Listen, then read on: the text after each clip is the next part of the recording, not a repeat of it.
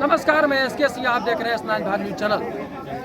कहते हैं कि आप सरकारी फाइलों में तो गांव का मौसम गुलाबी है, मगर ये आंकड़े झूठे हैं और दावे किताबी हैं। आप देख सकते हैं किस प्रकार अन्नदाता एक एक बोरी खाद के लिए संघर्ष कर रहा है। सुबह 6 बजे से लेकर के यहाँ तक लाइन लगी हुई है। आप देख सकते हैं, मैं अपने सर्विस में होना चाहता हूँ। इस समय हमारी उपस्थिति बहुउद्देशीय प्राथमिक ग्रामीण सहकारी समिति धुसबा विकास खंड मनकापुर जनपद गोंडा के ऑफिस पर मौजूद है। यहाँ पुलिस प्रशासन भी खाद्य व्यवस्था खाद को बंटवाने के लिए पूरी तरह से मुस्तैद नजर आ रहा है, लेकिन ढाक के 3 पात निकल है, क्योंकि आपूर्ति उस अनुरूप नहीं हो रही जिस तरह से डिमांड है। डिमांड के अनुरूप में आपूर्ति यहाँ पर नहीं है। एक अनार 100 बीमार वाली कहावत है।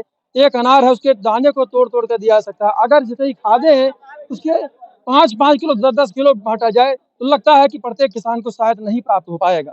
ये कहाँ से चूक हो रही है, कहाँ से सरकारी सिस्टम की फेलोर साबित होती है कि इतनी बड़ी इस समय जो डिमांड चल रहा है, अगस्त और सितंबर के जुलाई अगस्त सितंबर ये महीना जो होता है पीक आवर होता है, किसानों को सबसे अधिक खाद की आवश्यकता होती है। इस समय सरकार की जिम्मेदारी होती है कि जून के महीने में ही ये व्यवस्था ठीक कर ली जाए कि कितनी खाद का आपूर्ति किया जाएगा, कितना डिमांड होगा, कितनी सप्लाई होगी। ये सब जून के प्रथम सप्ताह में इसकी मॉनिटरिंग कर ली जाती है। लेकिन सरकारी स्तर से कहीं न कहीं शासन स्तर से उच्च अधिकारियों के स्तर से चूक जरूर हुई है, अन्यथा कभी ऐसा नहीं होता था कि अन्नदाता को लाइन में लग करके इस तरह से परेशान होना पड़ता था।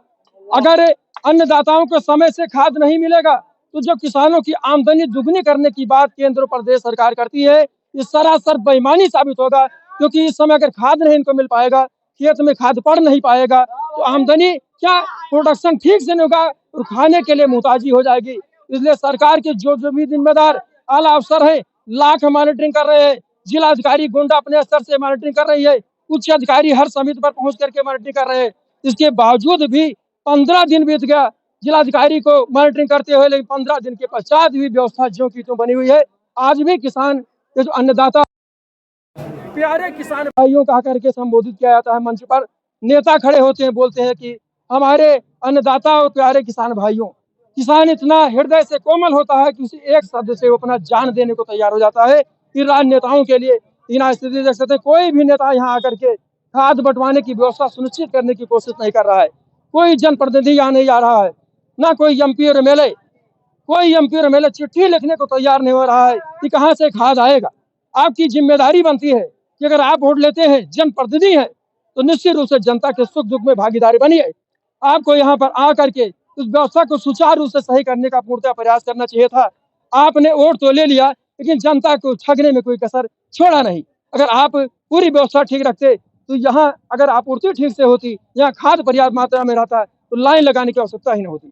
आज ये कंडीशन यह है कि प्राइवेट दुकानों पर खाद नहीं है। अगर प्राइवेट दुकानों पर खाद होती तो ये भीड़ वहां पर होती। ये भीड़ सारा सेंट्राइज हो गया, एक ही जगह आकर के इकट्ठा हो गया, और भीड़ और पानी का कोई स्वरूप नहीं होता।